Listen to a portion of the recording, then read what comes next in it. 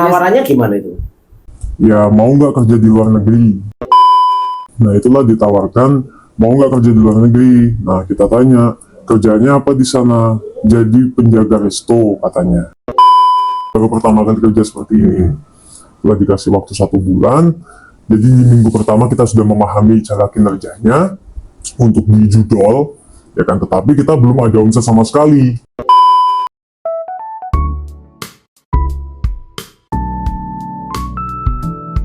Oke, selamat pagi, selamat siang, selamat malam teman-teman semuanya yang lagi melihat podcast hari ini. Dan hari ini kita berbeda dengan acara-acara yang sebelumnya yang teman-teman pernah lihat ya. Di sini kita datangkan langsung salah seorang yang dulu ya sekitar berapa bulan yang lalu, kurang lebih sekitar 3-5 bulan yang lalu dia ke Kamboja ya, dan di sana itu prosesnya dijebak untuk menjadi salah satu pekerja di perusahaan judi online ya. Untuk lebih lengkapnya nanti kita langsung aja datangkan beliau untuk bisa berbagi informasi agar kita tidak terjebak yang namanya judi online. Ya, jadi ini salah satu paspor dari Mas R ya. Mas R ini dijebak. Ini salah satu bukti bahwa dia pernah ke Kamboja sebagai pekerja ya di sana nih. Ini teman-teman. Ya, ini saya tutup namanya.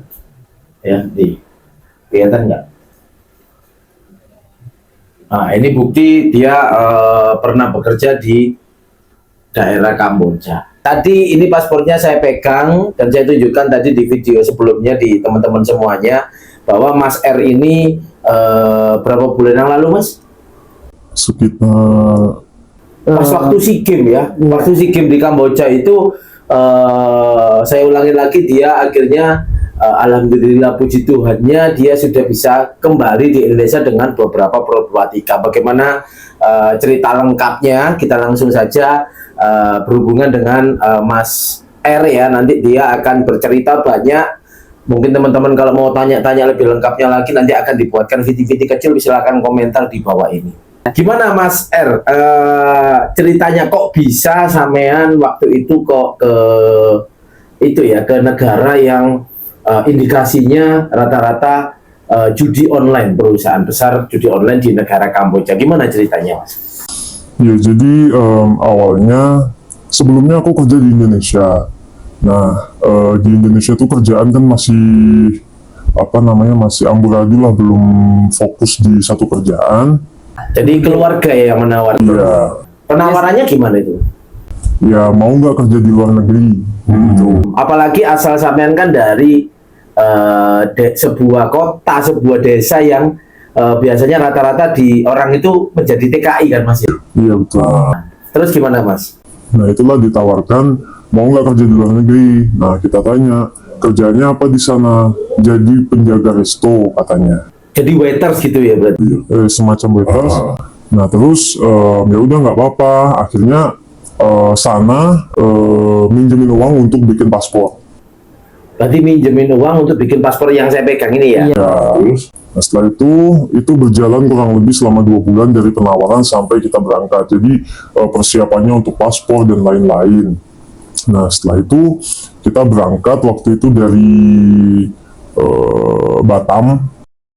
Berangkatnya bukan dari kota besarnya ya, Surabaya kan biasanya yang kotanya Mas itu malah di Batam. Ya, Berarti ke Batam dulu. ya kita ke Batam dulu. Oke. Jadi ke Batam, sampai di Batam selang berapa hari itu kita berangkat via Malaysia. Karena kalau dari Indonesia langsung ke Kamboja itu nggak bisa. Oh, berarti orang Indonesia kalau mau ke Kamboja itu susah ya?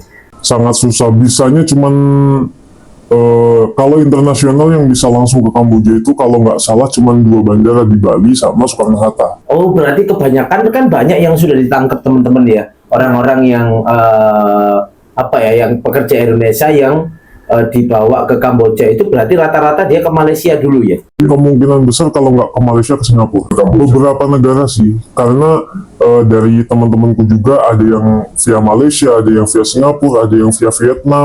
Tapi dari Indonesia sendiri belum ada ya untuk langsung direct ke sana ya? Ada, tapi cukup berisiko. Terus Mas? Nah, pada saat itu akhirnya kita berangkatlah via Malaysia. Di Malaysia kita nginep selama 2 hari. Nah, pas di Malaysia itu kita diingetin sama satu orang, mending balik aja. Di sana sudah dikasih tahu ya?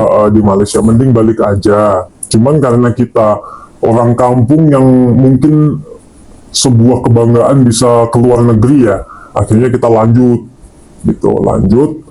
sampailah di Kamboja.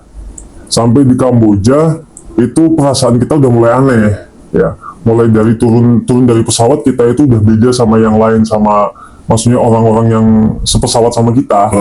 Yang satu pesawat sama kita, yang orang-orang biasa itu mereka ya jalan pada umumnya ke tempat imigrasi. Jadi sampai di Kamboja, turun di Kamboja itu orang-orang yang biasa saja, dia jalan gampang gitu? Iya, jalan gampang, maksudnya nggak dikawal, nggak di apa gitu. Asal intinya dari pesawat masuk ke imigrasi. Sedangkan kita itu dikawal. Itu bandara Phnom Penh ya? Phnom Penh. Di bandara Phnom Penh itu sendiri luas atau gimana Mas? Saya soalnya belum pernah ke itu ya, belum pernah ke sana. Sangat luas sih, kemungkinan besar kalau dibandingkan mungkin sama kayak Juanda. Kemungkinan besar. Terus akhirnya sampai dikawal? Enggak, jadi kita turun dari pesawat udah disambut sama petugasnya di sana, paspor kita dimintain satu persatu, terus kita diarahkan untuk lewat jalur berbeda. Itu petugas pemerintahannya Kamboja? Kurang tahu. Pakai seragam. Tetapi mereka pakai seragam bandara. Pakai seragam bandara? Iya. Masuk, terus di depan kita udah ditunggu sama beberapa mobil. Ya. Oh, ini berarti jaringan besar ya, wong dia sampai bisa memberikan akses khusus untuk masuk ke negara tersebut ya, dari luar negara Kamboja itu sendiri. Soalnya biasanya teman-teman, kalau teman-teman ke luar negeri itu biasanya yang ketat adalah pada saat di pemeriksaan imigrasi, tetapi berbeda seperti Mas R ini ya. Beliau ini masuk ke daerah Kamboja di Bandara Phnom Penh ya, nanti saya tampilkan Bandara Phnom Penh modelnya kayak apa. Nah, itu dia tanpa ada pemeriksaan. Tetap diperiksa, cuman diperiksanya itu nggak seperti kita berangkat terus sampai di Malaysia. Kita diperiksa cuman diperiksa tubuh aja, jadi kayak koper dan lain-lain itu nggak ada dibuka, nggak ada di apa. Jadi cuman periksa tubuh aja. Jadi akses sudah diberikan untuk kelonggaran ya, khusus ya. Kemungkinan besar seperti itu. Nah, dari situ kan kita mikir karena di situ pertama aku berangkat cuma 3 orang. Dari Malaysia ke Kamboja itu cuma 3 orang. Ternyata sampai kita turun pesawat itu lebih dari 3 orang, lebih dari kita. Kita turun dari pesawat, kok yang digiring banyak. Maksudnya dengan jalur itu gitu kan. Nah, aku mikirnya di situ nggak mungkin kalau ini restoran, karena banyak. Dimasukkanlah kita ke dalam mobil, dan di mobil itu bener-bener mobilnya itu gambarannya mobil apa? Bus atau mungkin modelannya kayak high-S, cuman bukan high-S. Semacam itu. Tapi kacanya itu memang benar-benar ditutup, gelap. Ya, kaca depan, belakang supir itu udah tutup total. Jadi kita nggak punya akses untuk melihat kanan kiri depan belakang. Dan memang gelap di dalam. Kemungkinan besar kita perjalanan dari Phnom Penh itu sampai ke perusahaannya itu kurang lebih 1 jam. Jadi perjalanannya 1 jaman ya? Ya, sekitar 1 jam. Ternyata 1 jam itu memang sengaja diputar-putarkan. Oh, jadi sebenarnya jaraknya dekat gitu ya? Terus diputer-puterin di mobil? Diputer-puterinnya itu kemungkinan besar kalau nggak karena negosiasi dengan perusahaan lain, mungkin ya kita memang sengaja diputarkan biar kita nggak tahu jalan. Karena dari Bandara Phnom Penh ke perusahaan itu kemungkinan besar cuma sekitar 10-20 menit. Oke. Ya, jadi kita diputar-putarkan, kemungkinan besar karena itu jaringan besar. Kita mungkin ditawarkan ke perusahaan sana, perusahaan sini, akhirnya Tapi sempat berhenti motor itu? berhenti. Tapi nggak bisa lihat Kita luar. nggak bisa keluar, nggak bisa ngeliat, nggak bisa apa. Ini berhenti di mana atau di mana nggak bisa berarti? Iya, dan kita pun yang di dalam mobil semuanya masih bingung, panik, karena kita nggak tahu kenapa gitu loh. Karena kita pun juga ada sih satu dua orang yang mikir kayaknya kita dijual, kayaknya kita mau dibunuh dan lain-lain. Cuman aku pribadi nggak kepikiran ke arah sana karena yang ngebawa aku itu anaknya itu udah kerja di situ, udah setahun di situ. Akhirnya kita sudah percaya, kita masih tetap kontekan, maksudnya tetap by WhatsApp juga dengan yang ada di perusahaan, dan mereka pun juga artinya nggak apa ya, tetap nyuruh kita tenang sampai di sana pokoknya. Oke. Nah akhirnya sampai sekitar jam 10-an malam itu Berarti kita jam 9 malaman itu semen berangkat jam 10 malam sampean. sampai di perusahaan. Sampai di perusahaan kita turun, dibawalah kita ke kantor, ya kantor perusahaan. Itu naik ke lantai 4. Kantornya gimana Mas gambarannya? Jadi kantornya itu tertutup. Kemungkinan besar kalau luasnya sih kurang, kemungkinan 1 hektaran ya luas tanahnya, Berarti gede. lumayan gede. Terus di sini Nah, kalau di Indonesia itu di Surabaya gitu ya, itu biasanya apa gedungnya, kayak gedung apa gitu? ya kemungkinan kayak apa ya? Ya gedung-gedung perkantoran gitu. Jadi kayak apartemen gitu. Modelnya kayak apartemen, cuman di situ kan dipisah. Jadi yang khusus untuk mes sendiri, yang khusus untuk kerja sendiri. Gedungnya mirip semua, ya, mirip semua. Tetapi jadi di sana itu ada sekitar 6 sampai 7 gedung, ya kan. 4 untuk perusahaan, sisanya untuk kantin sama kita tidur. Jadi ini nanti kita kasih gambaran ya, coba mungkin nanti kita coba cari referensi dari YouTube, dari TikTok, mungkin ada gedung atau mungkin apa ya, tempat rumah tinggal. Jadi teman-teman semuanya yang melihat ini bisa, oh kayak gini ya ternyata ya tempatnya gitu. Ya, Terus gimana Mas? itu kita dibawa masuk ke ruangan. Nah di ruangan itu banyak banget komputer. Oh, warnet gitu berarti ya? Ya, kurang lebih kayak gitu. Nah, di situ kan mungkin saya mikirnya awalnya, oh mungkin saya di sini disuruh ngelayanin orang-orang yang kerja di sini sebagai tim dari bukan dari tim bagian makanan, menyajikan makanan ke pegawai-pegawai yang ada di sana. Kita dibawa ke satu meja, jadi satu baris itu meja kosong. Oke, ini kan datangnya jam 10 malam, mutar ya? Iya, sudah diajak muter. Habis itu kita suruh duduk depan komputer, kita suruh buka komputer, dari situlah dijelaskan semuanya. Jadi untuk kinerjanya, kerjanya seperti apa, itu Bahasa apa dia jelasinnya Mas? karena yang kita ikutin tuh dari China, jadi mereka penjelasan pakai China, jadi kita ada translatornya. Oke, berarti orang Indonesianya yang bersama-sama itu berapa orang ya kalau dikira-kira? Yang bareng sama kemungkinan sekitar 15-an atau 20-an. Oh, yang dari orang Indonesia ya? Jadi satu gedung itu yang khusus ya, khusus di gedung kita tuh memang khusus Indonesia. Gedung yang lain tuh campuran. Ada yang dari China, ada yang dari Bangladesh. Banyak ya orang Indonesia yang kerja di Kamboja ya? Banyak. Satu gedung itu khusus Indonesia. Jadi ada 4 gedung, satu gedung dikhususkan Indonesia. Yang 3 ini campuran. Ada Bangladesh, ada India, ada Pakistan, ada China, ada banyak lah. Berarti pasarnya mereka itu malah orang Indonesia ya? Pasar terbesarnya itu kemungkinan besar Indonesia. Bener berarti Pak Prabowo ya, disikat aja itu berarti untuk judi online ya? Kapolri, BPKP, Badan Intelijen Negara fokus ancaman berat bagi kita judi online. Difokuskan, sudah banyak kan akun-akun ini Mas? Iya. Saya mencoba mencari Mas R ini juga agak susah gitu loh. Dan ternyata orang Indonesia banyak banget yang bekerja di sana. Sangat banyak, dan di sana itu bukan hanya judol, tetapi dari satu perusahaan yang saya ikuti itu ada banyak sekali yang dikerjakan. Jadi bukan hanya fokus di judol, ada scammer juga dan lain-lain. Jadi satu gedung, jadi bukan judi slot. Biasanya teman-teman kan judi slot pasti. Satu gedung itu setiap lantainya ada ruangan khusus. Jadi seumpama lantai 1 itu bagian slot, lantai kedua nanti bagian scam Shopee, lantai ketiga bagian scam Tokped. Jadi Tokped, Shopee itu juga ada scamnya. Ada. Ya teman-teman, scam itu adalah penipuan ya, atau akun fake ya, bener ya? Iya. Akun fake Shopee, jadi nanti dijelaskan sama masnya. Jadi banyak divisinya, bukan hanya judi slot aja. Jadi yang biasanya main judi slot ini, coba nanti saya tampilkan video judi slotnya, ya judi slot model apa aja, scam model apa aja, biar teman-teman tahu untuk modusnya, biar kita nggak terjebak untuk di sana. Itu kita di depan komputer dijelaskan bahwa kerjanya kita itu di perjudian. Ya, di perjudian dijelaskan sampai jam 2 pagi. Ya kan, sampai jam 2 pagi, habis itu kita diantar ke kamar. Oh, jauh nggak jaraknya? Kemungkinan nggak jauh sih, ya masih dalam satu lingkungan, cuma beda gedung. Beda gedung, kita dibawa ke kamar. Jadi satu kamar itu isinya sekitar 10 orang. Satu kamar isinya 10 orang, berarti Modelnya tidurnya? Yang tingkat, yang langsung tingkat. Nah, nanti Juga kita animasikan teman-teman, jadi biar ada gambaran, oh kayak begini ya, kayak begini. Jadi tingkat-tingkat, Iya, kayak apa ya, kayak atas bawah. iya, atas Dua tingkat, tingkat, dua tingkat.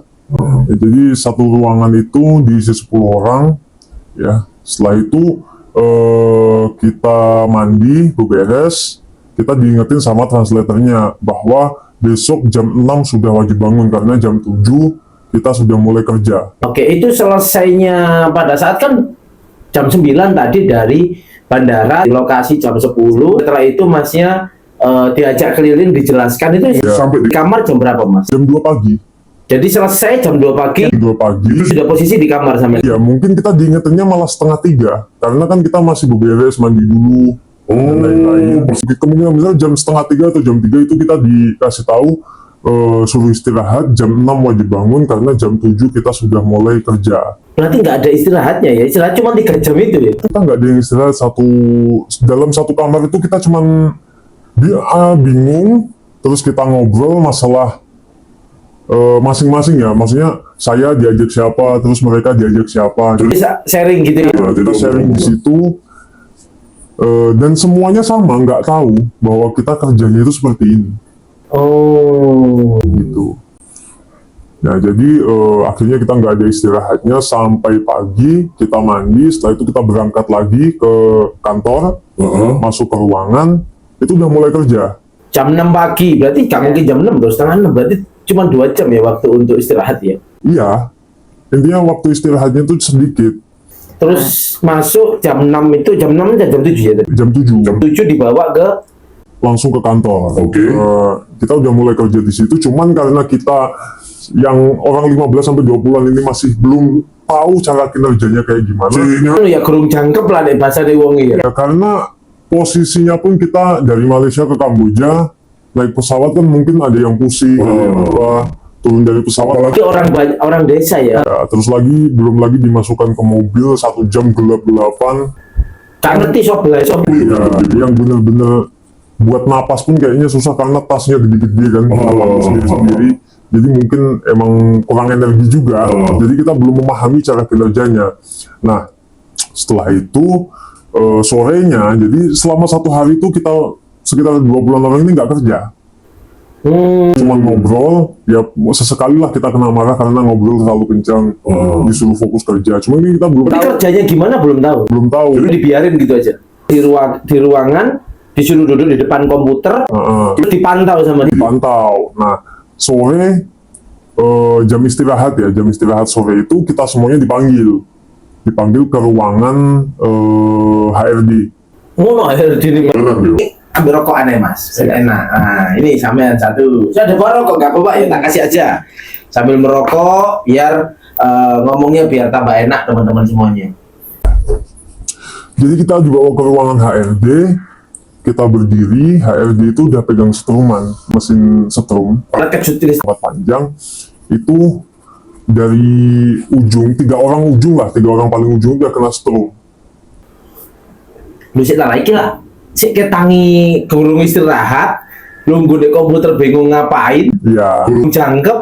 Sing teko pojok iku sih. sudah disetrum. 3 orang pertama yang ada di ujung itu udah kena setrum. Enggak kaget sama dulu iku. Ya kita sempat takut, cuman kan Setrum barang ngono ya. posisinya di dalam itu kan sudah dijaga sama, adalah yang pakaian tentara Kamboja udah ada di sana, dan mereka pun juga satu persatu pegang setruman. Setelah itu selang beberapa lama translator kita masuk yang khusus untuk barisan kita. Jadi memang setiap baris itu ada translatornya sendiri-sendiri. Di gedung itu ada berapa baris ya, Bang? Jadi ruangannya itu luas. Yang di divisi kita itu ada sekitar 18-an meja. Jadi 18-an translator. Oke. Sekitar 18-an meja. Nah, kita punya translator khusus yang punya kita sendiri, dan dia pun baru sampai di Kamboja juga. Mungkin dia pernah kerja di Kamboja terus pulang balik lagi. Nah, disitulah bisa kita katakan si translator ini penyelamat kita. Nah, dia menjelaskanlah ke si HRD bahwa kurang tahu ya bahasanya seperti apa. Kemungkinan besar kalau mungkin ya kita pikirkan anak-anak ini baru sampai, jadi belum ada penjelasan lebih detailnya tentang pekerjaan. Cuman memang posisinya si HRD ini juga sambil marah. Berat meja. Biasa itu. HRD-nya. HRD atau translator. HRD-nya itu asli China. Translatornya Indonesia. Berarti ini perusahaan dikendalikan Cina ya? Memang perusahaan Cina. Oh, yang ada di Kamboja.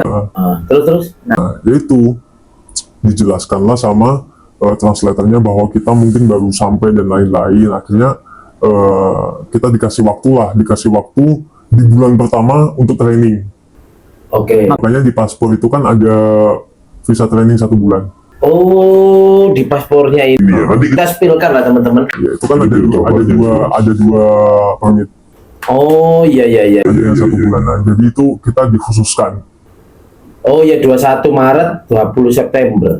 Expirednya ini. Jadi yang satu ruangan itu yang benar mereka itu ya satu divisi itu mereka itu udah pro. Jadi kita yang baru, artinya baru pertama kali. Jadi ada leluasa untuk training, artinya dikasih kesempatan lah untuk training karena baru pertama kali kerja seperti ini. Setelah dikasih waktu 1 bulan, jadi di minggu pertama kita sudah memahami cara kinerjanya untuk di judol, ya kan, tetapi kita belum ada omset sama sekali. Nah, di perusahaan atas di lantai 5 itu ada pemecahan. Di lantai 5 itu berarti dipecah gitu. Ya, Kelompoknya sama ya? bukan, kita di lantai 4 untuk khusus judol. Lantai 5 itu scam love. Scam love. Kamu itu apa ya? Ya scammer cari, ya intinya cari-cari pasangan via dating apps, kita pacari terus kita peras uangnya. Oh. Nah, itu di sana ada pemecahan beberapa karena ada yang pulang ke Indonesia sudah habis kontrak. Nah, akhirnya dari tim kita dipecah ke atas termasuk saya. Jadi kita akhirnya yang awalnya di judul kita dipindah ke scam love. Oke. Terus tugasnya scam love itu apa sih? Kita cuma nyari klien dari dating apps kayak Tantan, Omi dan lain-lain tuh untuk kita pacari. Tantan Omi apa ya biasanya ya? Banyak. Jadi kita cari pasangan dan itu step by step. Memang sudah ada peraturannya dari perusahaan dan sudah dikasih bukunya, manual booknya, cara-caranya. Jadi 1 minggu pertama kalian kenalan, minggu kedua kalian pacaran, minggu ketiga kalian mulai hubungan intens, minggu keempat itulah baru kita mulai peras habis Itu uangnya. SOP-nya. Sudah SOP. Jadi trainingnya diajarkan untuk itu ya? Itu bukan training, jadi itu lebih ke alamiah kita aja sih. Oke. Jadi itu nggak ada SOP-nya seperti itu ya. Memang kita dikasih manual book caranya. Caranya seperti ini. Kalau kalian punya cara masing-masing ya silahkan. Dan kita ditarget dalam 1 hari itu wajib 10 juta. Wah, ngeri ya. Ya, dalam 1 hari omset wajib 10 juta. Intinya kerjaannya kita gampang, cuman main dating apps. Jadi 1 orang tuh dikasih 10 handphone, 10 handphone untuk main dating apps. Setelah itu kita ngobrol di dating apps selama 1 hari, terus minta WA, pindah ke WhatsApp, ngobrol lebih intens lagi sampai 1 minggu itu berkenalan. Minggu kedua kita pacaran. Gimana caranya? Karena kan kita nggak pernah ketemu dan di situ posisinya pun kita nggak pakai wajah kita, pakai wajah orang lain. Berarti identitasnya bukan identitas sama ya? Bukan identitas kita. Jadi seumpama kita pengen pacaran sama orang itu, kita nggak bisa pakai identitas kita. Kita jadi cari-cari foto via Instagram. Jadi mungkin artis-artis luar kota, artis-artis yang mungkin belum terlalu terkenal, tapi foto di IG-nya banyak, itu yang kita pakai. Oh. Cara menjebaknya gimana itu? Kok dia bisa percaya setor sampai 10 juta gitu ya? Jadi kita itu yang karakter ini tuh semuanya sudah di set ya dari perusahaan itu seperti ini, dan kita di situ kenalan sama klien, kita berkenalan dan kita ini sebagai konsultan IT. Oke. Ya, jadi kita pura-pura jadi konsultan IT. Dan ya itu, jadi kita awalnya ngobrol karena yang kita tipu itu memang kaum kampung, orang-orang kampung. Tapi berduit kan ya. Iya, sampai orang kampung. Jadi kita nggak punya target orang-orang kota, orang-orang kaya nggak ada. Karena kita paham sendiri, karena kalau kita targetnya orang kaya atau kita targetnya orang pintar, kita ngomong konsultan IT, mereka akan lebih paham dibandingkan kita. Dari situ akhirnya kita memfokuskan diri untuk ke wilayah kampung-kampung aja. Nah, dari situlah intinya kita tetap mengikuti SDG. Bisa tahu wilayah kampung-kampung gitu gimana caranya ya? Kita kan pakai GPS. Jadi di dating apps itu kan ada GPS-nya. Bisa milih mau di Surabaya, mau di Jakarta, mau di Palembang, dan lain-lain kan bisa. Jadi kita cari kliennya dari situ. Jadi orang Indonesia menipu orang Indonesia ceritanya. Iya. Tapi dibantu sama pihak perusahaan judi ini untuk menggerus korban-korban yang berasal dari Indonesia pastinya ya. Intinya perusahaan ini memfasilitasi yang kerja kita. Semuanya dari kita. Target kita dalam satu hari itu harus menghasilkan 10 juta. Itu kita baru dapat bonus $50. $50 itu kalau dibikin sekarang kan dolar itu 15.000 ya, pokoknya 10.000. 50.000 berarti 50 dolar 500 ribuan ya, sekitar 500.000 ya 700 sejutaan lah ya Pak. kalau $100 aja 1,5 berarti 750-an. 750.000 ya. Dan itu berjalan di bulan pertama kita masih belum dapat. Dan banyak dari tim kita yang datangnya bareng tadi yang kena setrum, kena pukul dan lain-lain. Jadi kalau nggak target di setrum gitu loh Mas. Atau bagaimana? Untuk pertama kedua mungkin enggak, tetapi kalau keseringan kan ya bisa dikatakan nggak ada kinerjanya. Itu di setrum. Di setrum, dipukul, dan kita di dalamnya situ tidak disediakan translator. Jadi artinya kalau kita dihajar ya harus siap. Kalau kita ngelawan makin kena, kita ngejawab juga kena, diem ya kena. Tetapi ya itu banyak dari teman-teman kita yang down, bahkan sampai stres, ya kan, di sana bingung, pengen kabur dan lain-lain. Jadi di bulan pertama itu waktu masa training itu banyaklah dari tim kita yang nggak ada omset sama sekali, termasuk saya. Jadi nggak ada omset sama sekali. Sehari 10 juta itu berat buat kita. Berat buat kita. Setelah itu kita dipanggil bareng lagi ke ruangan HRD dan kita ditanya, masih niat kerja nggak? Kalau nggak niat kita pulangkan. Seneng dong dalam hati berarti. Kalau aku nggak, karena aku udah tahu. Kalau kamu istilahnya mau ditawarin dipulangkan dan lain, jangan mau. Kenapa? Karena kalian akan dijual ke Myanmar yang lebih ketat lagi dan mungkin nggak bisa pulang. Berarti jaringannya itu kalau nggak di situ, goblok di daerah Kamboja tadi, perusahaan Kamboja tadi, dia dimasukkan di Myanmar. Itu lebih kejam lagi, Pak. Dan mungkin di YouTube juga sudah banyak kan kayak kejadian-kejadian di Myanmar. Itu banyak sekali yang sampai nggak bisa pulang, sampai ada yang meninggal di sana. Oke ya, teman-teman, tadi ini sudah hampir 30 menit ya untuk part pertamanya ini. Nanti kita kalau teman-teman mau lanjut lagi ya, mau mendengarkan cerita dari sebagai korban yang pernah bekerja di judi online ya, nanti kita akan lanjut lagi, tapi teman-teman komen-komen dulu di bawah biar nanti kita bisa lanjut untuk di part 2-nya seperti itu ya. Terima kasih teman-teman ya, kita akan lanjut ke part 2 dan akan lebih panjang lagi dan banyak mungkin yang belum diketahui sama teman-teman tentang perjudian online. Kenapa saya angkat ini? Karena saya salah satu korban dari judi online juga, dan saya rasa orang-orang Indonesia ya rata-rata hampir semua, karena saya sendiri juga pengusaha juga, tapi juga masih kena begitu gitu loh. Apalagi saya yakin, apalagi laki-laki itu pasti banyak yang terperangkap dalam judi online seperti itu. Dan saya mendukung dengan program Pak Prabowo untuk memberantas perjudian online yang ada di Indonesia sampai ke akar-akarnya. Semoga podcast kita nanti hari ini dan part keduanya bisa ngebantu untuk jaringan-jaringan yang terorganisir. Dan ada saya ceritakan sedikit ya, sebelumnya Mas bercerita bahwa ternyata ada main di belakang ya, dari oknum-oknum pemerintah, oknum-oknum KPLI yang mempersusah orang itu mau kembali ke Indonesia. Begitu teman-teman. Jadi stay ya, komen di bawah, tunggu nanti kita akan lanjutkan ke part 2. Terima kasih, selamat pagi, siang dan malam.